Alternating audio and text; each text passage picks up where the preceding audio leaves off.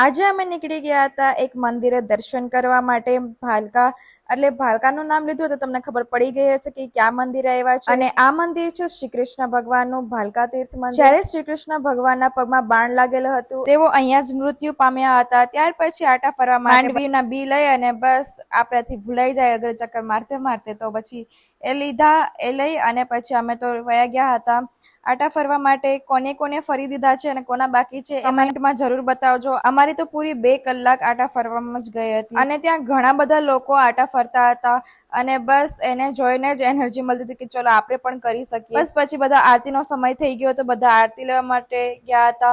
પછી આરતી લઈ અને ત્યાં બધા લોકો ભજન કીર્તન કરતા હતા, કોઈ લોકો વાતો કરતા હતા, એવું બધું જોઈને મજા આવી કારણ કે અહીંયા એવું ઘરમાં આપણે હોય એટલે આટલું બધું ના જોઈએ। તમને આ વ્લોગ ગમ્યો હોય તો લાઈક શેર સબસ્ક્રાઇબ કરવાનું ભૂલતા નહીં। Thank you for watching, bye bye guys.